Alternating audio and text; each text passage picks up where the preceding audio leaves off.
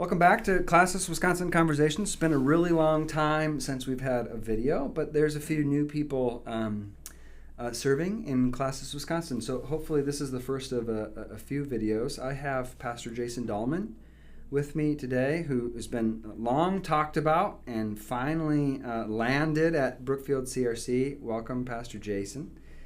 Thank you. Can you tell us about who you are and how you ended up in Classis, Wisconsin? Yeah. My name is Jason Dahlman, and yeah, I guess my road to Classis, Wisconsin began really at a missions organization in Florida called ECHO in Fort Myers, Florida, and I was living there and as an intern training to be an overseas missionary doing tropical agriculture. And what happened is they take 6 interns a year. While I was there, I met my wife, my future wife, and we very quickly decided to get married. And our pastor at the time said, "Okay, you barely know each other. Please promise me that you will not immediately get married and go into the mission field. Promise me 1 year that you'll wait and be married for a year before you go overseas." So we agreed to that deal, and we decided to spend that time going to seminary. So I attended Trinity Evangelical Divinity School to pursue my MDiv. That would have been, I guess, we started in 2001 or yeah, or maybe 2000. But anyways, I did the MDiv there. As part of the program, I did my internship in a local church called Crossway Community Church in Kenosha, Wisconsin. So, and then as a result, long story short, through my internship, we just felt called to domestic pastoral ministry instead of missions. We were asked to think about planting. Oh, I should say, so this church was non-denominational. Theologically, it was, I guess, Reformed Baptist would be the theology, um, but a non-denominational church. So we were invited to come on staff with them and then to do a church plant from them.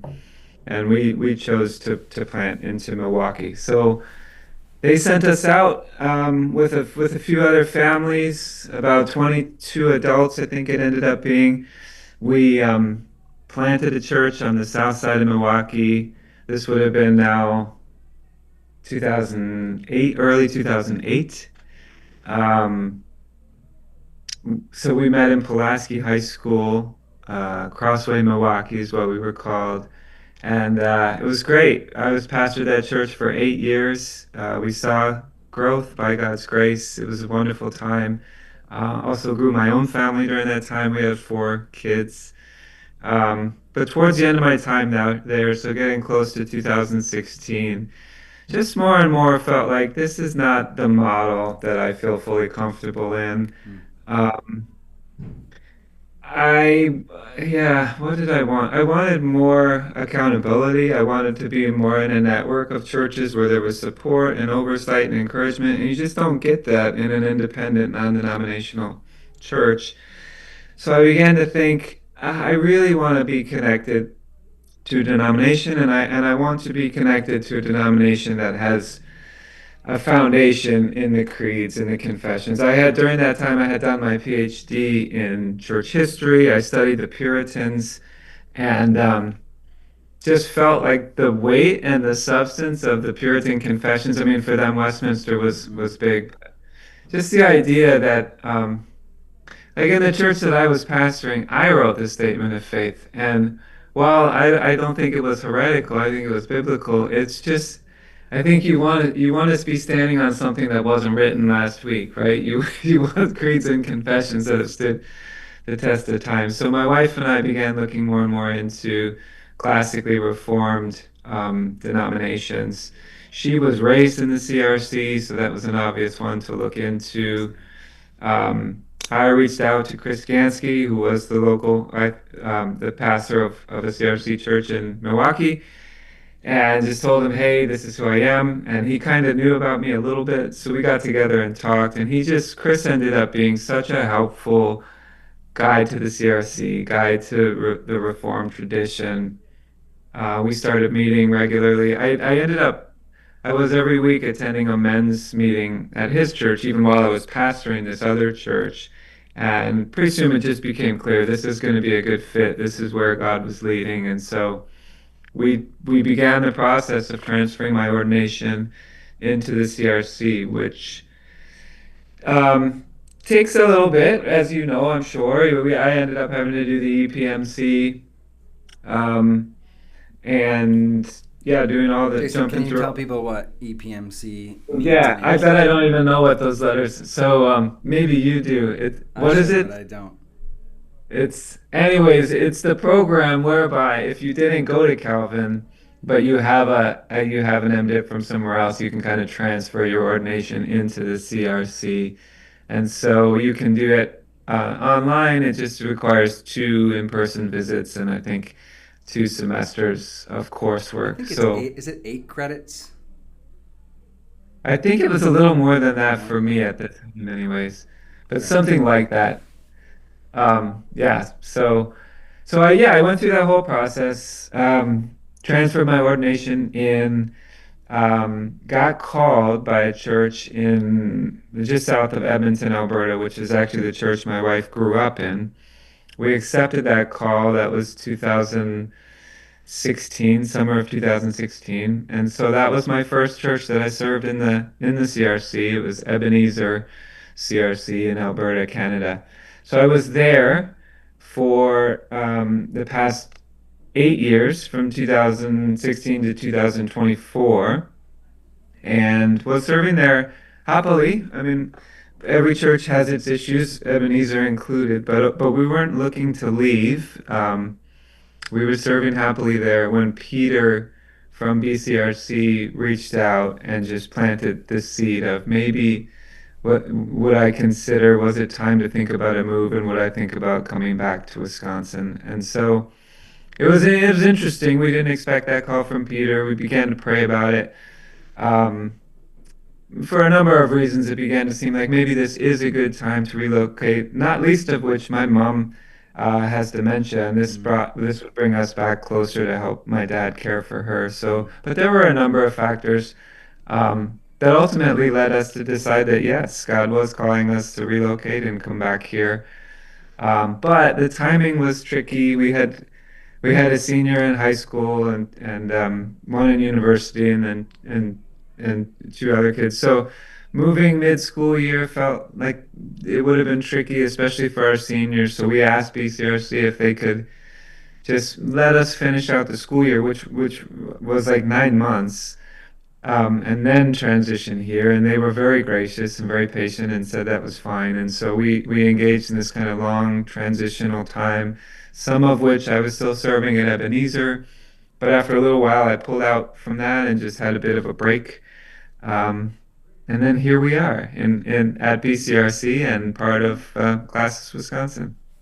You talk a little. I'm fascinated by your entrance into the CRC. Obviously, your wife has a part, in that. But can you talk a little bit about like the theological journey from Reformed Baptist to CRC and whatever preceded that? Yeah, yeah. I'm trying to think of like so the two big things that kind of led us to becoming part of the CRC from a non-denominational setting was polity and obviously baptism. So those were kind of the two things that pushed us. And I honestly I can't remember which one of those issues came first. If I had to guess, I'd say polity kind of Mm. pushed us. We just felt like we wanted to get into a situation where like built into the polity was team, like a council team leadership and accountability and a classis and a synod, just that whole structure. We just really wanted more support, more accountability, more organizational strength. And so polity was a big factor.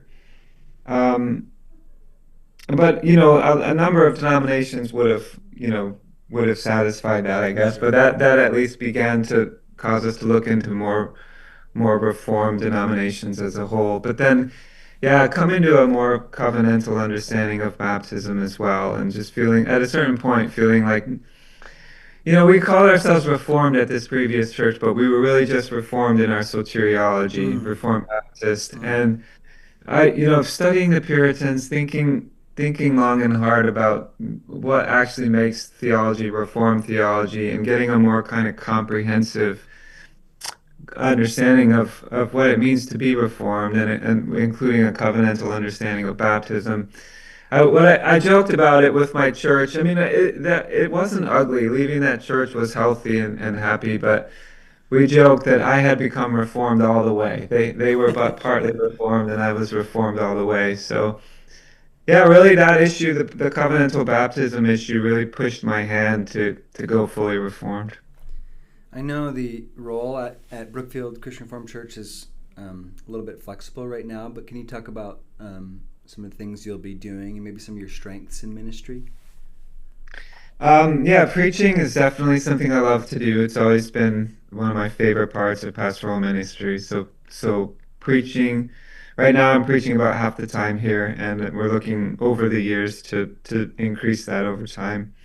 Other things I love are discipleship, small group type stuff. So just coming right in, I'm helping to give some co-leadership with Young Kwang over our small group ministries, which is it's healthy. It's not it's but it could use some help. So I'm excited to do that. And then also our high school Sunday school ministry. At my previous church, I taught catechism, Hmm. and we've got that pretty well covered here. They don't need me to do that, but to just be involved in discipleship with our high schoolers as they prepare to make profession of faith, I'm very excited about that as well. Super cool. Are there ways that we can be praying for you and your family or for Brookfield Christian Reformed Church? Um, yeah, for me and my family, I'd say like we're just transitioning here now. My family got here. I've been kind of back and forth a few times during this transition, but my family just got here about a month ago, maybe a little over that now, early July, so maybe 6 weeks ago. But yeah, for them to transition, we've got four kids, two of whom are in university and so not super affected by this, but our two younger ones are in high school, a freshman and a junior. So that's a tough time to move. So just prayers that they would make friends and fit in and do well in their new school situation. And yeah, us as well in a new neighborhood, just the whole transition. Yeah. Yeah, and BCRC, I don't know. Like, I feel like I'm still learning organizationally. I'm just kind of learning strengths and weaknesses myself. So I'm not entirely sure how to direct those prayers yet. Well, we were blessed to have Pastor Peter come fill the pulpit for us last week, at the time of recording, last week, Sunday evening. Um, Yeah.